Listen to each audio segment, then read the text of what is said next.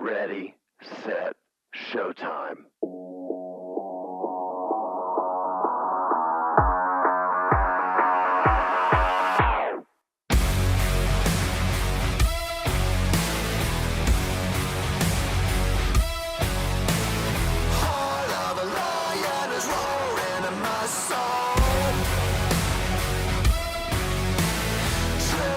Trapped like a fire in my bones.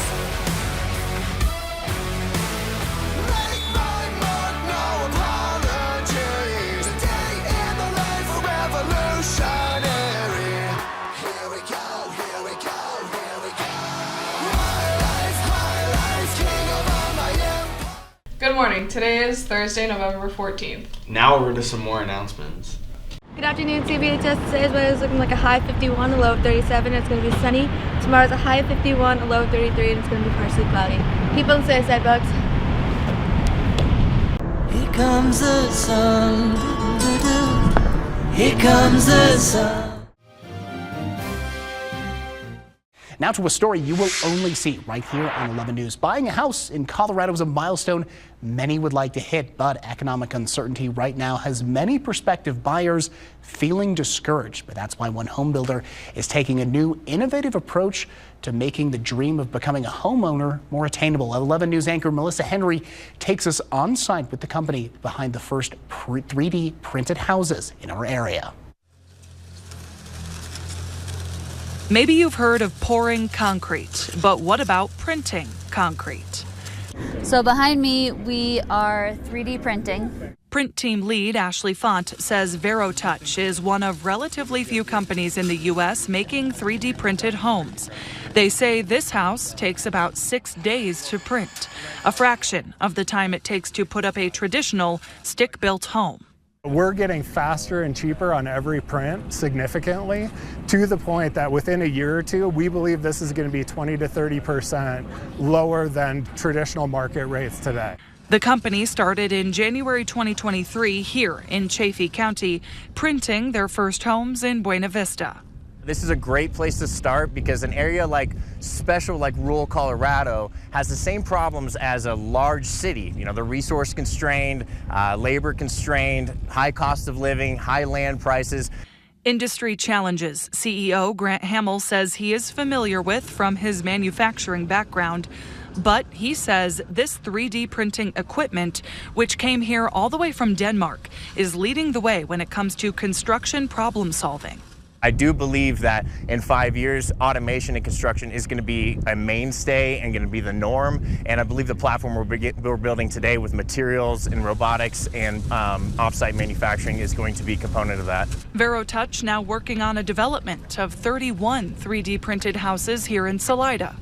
Salida is not an inexpensive housing market. This is at that higher end because it's really tourism driven. It's a world-class place to live. Within a year or two, we should be significantly lower than market prices. But don't get too excited. That is not the case yet.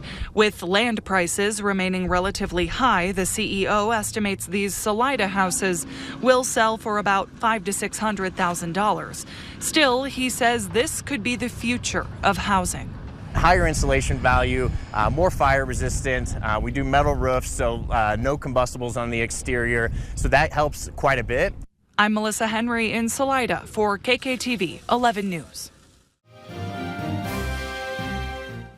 Attention all students, 2 incredible EF travel opportunities are coming. Dominican Republic Summer 2026 and South Africa 2027. The DR trip focuses on services and empowering children, while South Africa offers safaris, cultural exploration. RSVP for the info session on November 20th by scanning the QR codes or clicking on the link on your class Schoology page. See you, Mrs. Whiteley, or Mrs. Garcia for details. Here's a quick video of what you should expect on the trip.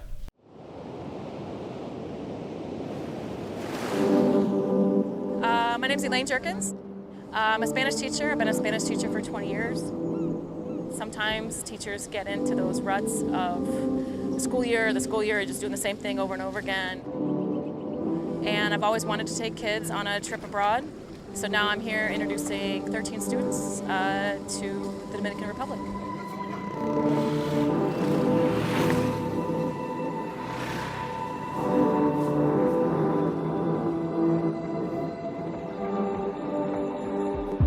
I wanted to go to a Spanish-speaking country, and I wanted to have some meaningful service component. Our service here is the importance of marine conservation.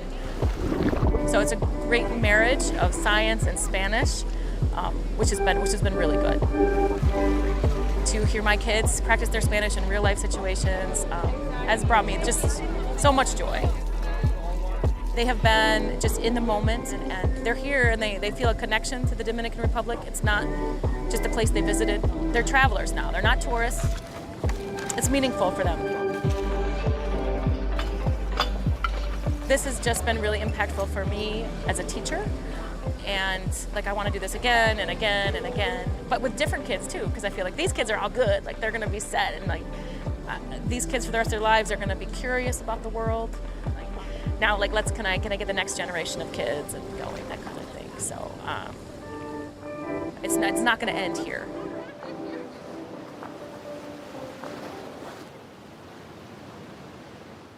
Juniors and sophomores, the CTC will be holding their yearly open houses. This is a great opportunity for you and your parents to visit.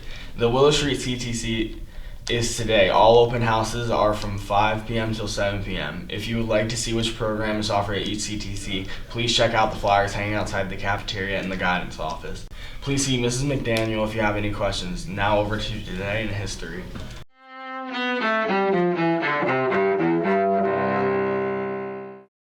November 13th, 1982. In Washington, D.C., the Vietnam Veterans Memorial is dedicated, honoring U.S. service members who died in America's longest war. 2001. Afghanistan's ruling Taliban regime abandons the capital Kabul without a fight. That allows fighters with the American-backed Northern Alliance to take over the city. It happens a month after the U.S. and Britain launch airstrikes against the Taliban, following the September 11th attacks. You'll have to find the answer to that riddle somewhere else, but... 1998. President Bill Clinton agrees to pay $850,000 to Paula Jones, who had sued him for sexual harassment during his time as Arkansas's governor. Clinton does not admit any wrongdoing in the case, which also played a part in the Monica Lewinsky scandal that led to his impeachment. 2003. In Alabama, a judicial ethics panel throws the state's Chief Justice Roy Moore off the bench for placing himself above the law. Moore had defied a federal court order to remove his granite Ten Commandments monument from the state courthouse. I must acknowledge God. It says so in the Constitution of Alabama. It says so in the First Amendment to the United States Constitution. It says so in everything I've read. And 1997.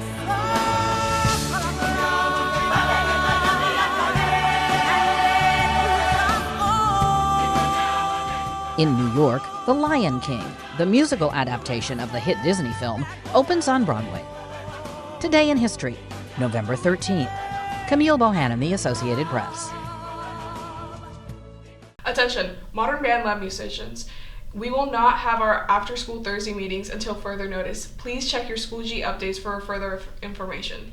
Juniors and sophomores, the CTC applications for the 2026 to 27 school year are now open.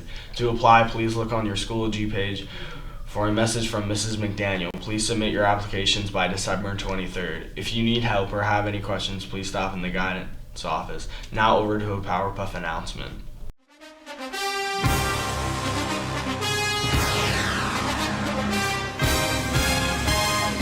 Welcome back for another great Powder Puff season. I'm Commissioner Shank. And I'm sports analyst Colson Erb. And we are excited to talk to you today about what we're excited for about this upcoming Powder Puff season. We are so anticipating the clash of these two titans that we get to see on November 19th. The junior team versus the senior team. It's going to be epic. It's going to be epic. That's right. I mean, hey, seniors coming off a loss last year, so they're coming back for revenge, and juniors, might be a new weapon. We'll have to see, how they're performing. So we have some information coming from Coach Espenshade and Coach Book on some preseason things. The offensive line for the seniors, those girls are looking strong. They've really learned a lot from last season, letting people through, not letting them through. Finding that block. They're learning, they're progressing, and it's going great. Also, our quarterback and our wide receivers really seem to connect with each other. That eye-hand coordination is really coming into play. Coach Espenshade is teaching them well, and things are going great. And on the junior side of things, there's a lot to learn. This team is a new team. They just formed really before the season, and there's a lot that the players need to learn. There's a lot the coaches are learning, but we have some confirmation from the locker room that they have big things planned. And though there's a couple players working through injury right now, we should be fielding a pretty strong team.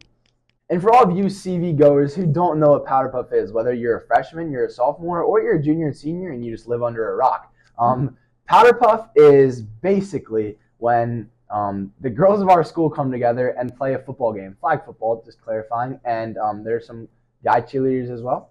And it's a great clash between the junior and senior class. And on November 19th, we got the date at 7 p.m. Powder Puff is going to be happening, and you all are going to want to be there. It's free to enter. A lot of the other football leagues in the area, you have to pay to enter the stadium. Not this one. We care about the people. We want the people to be there, and we say, you don't have to pay anything. Yeah, everyone make sure you show up. It is the most fun thing, and our girls put on a good show. They sure do.